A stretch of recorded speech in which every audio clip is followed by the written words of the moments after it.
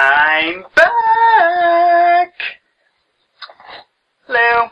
I know it's been a while, but welcome back to Myths and Monsters. To celebrate my return, I'm going to talk to you all about Rakshasas.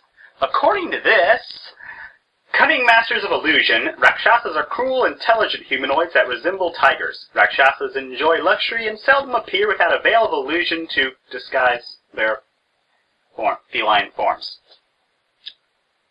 Wait, that's not right.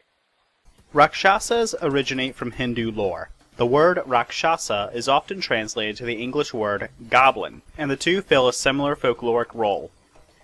They are dangerous creatures who come in all shapes and sizes, with all manner of evil goals.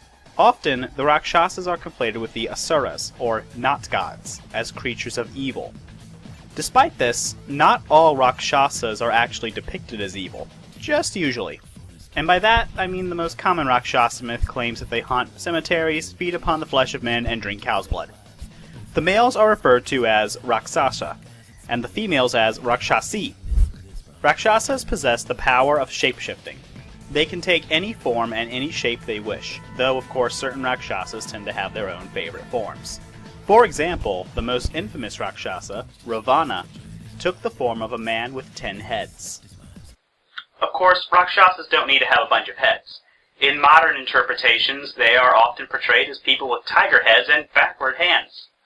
And hideous vampires called Rakshasas have petitioned princes to accept them among local kindred. Although few in number, these self-styled demons present themselves as members of a large bloodline, a Nosferatu offshoot so old and pervasive that Indian kindred treat it as a clan unto itself. That's not right either.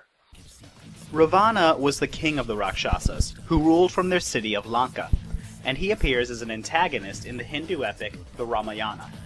The story goes that Ravana was once a virtuous creature, and was granted a boon by Brahma, the god of creation. This boon was what conferred onto him, and subsequently all the Rakshasas, the ability to change form. He also requested immunity from being harmed by the Devas, the gods and demons. However, he was still vulnerable to mortals. Ravana soon descended into savagery and cruelty, and lusted after a woman named Sita. He kidnapped Sita and held her against her will, but was slain by Sita's wife, the hero Rama, who was, in fact, the mortal avatar of the god Vishnu, the Protector. Vishnu had incarnated himself as a mortal after seeing the evil that Ravana and his Rakshasas were inflicting upon the world, and so he had become Rama in order to kill the 10-headed king. While male Rakshasas were often depicted as hideous, females were often beautiful and seductive. This did not mean that they were any less dangerous than their male counterparts, however. The Ramayana tells of a number of Rakshasas besides Ravana. For example, Taraka was a Rakshasi that Rama encountered. She used her magic to become invisible and attack Rama, but Rama was able to kill her with an arrow by relying only on sound to aim. Krishna, another of Vishnu's avatars, was also attacked by a Rakshasi. Putana was a demoness who was sent to kill Krishna in his crib. She took the form of a beautiful maiden and offered to nurse the child.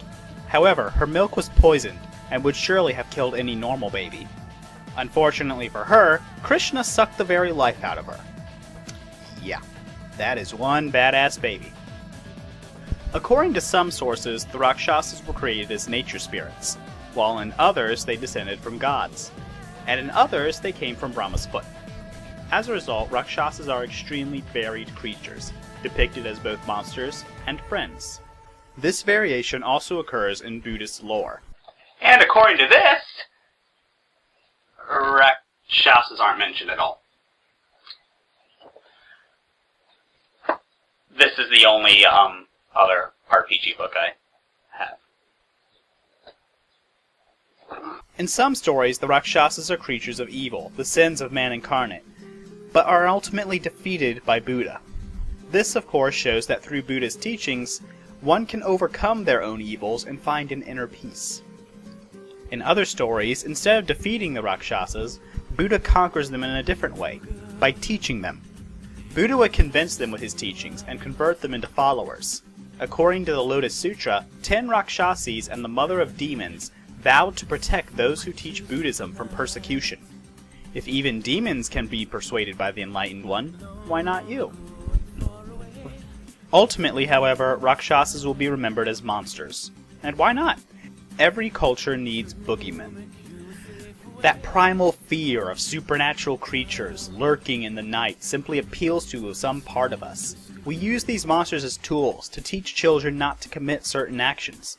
We sit around campfires and scare ourselves by telling stories of monsters. Rakshasas fit this narrative. They are the things that go bump in the night.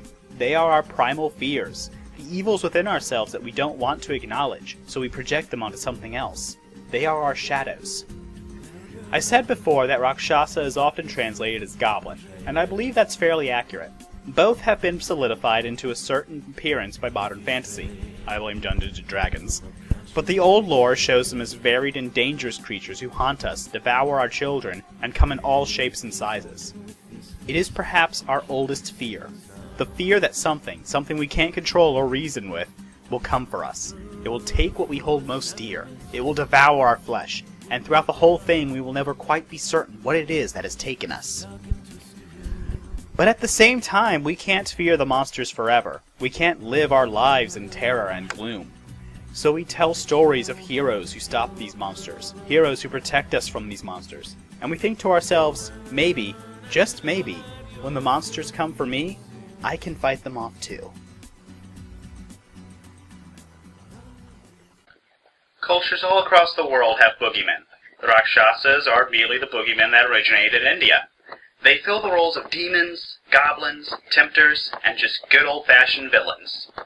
And I suppose that's a good thing. I suppose we need monsters. And the Rakshasas fill that role admirably.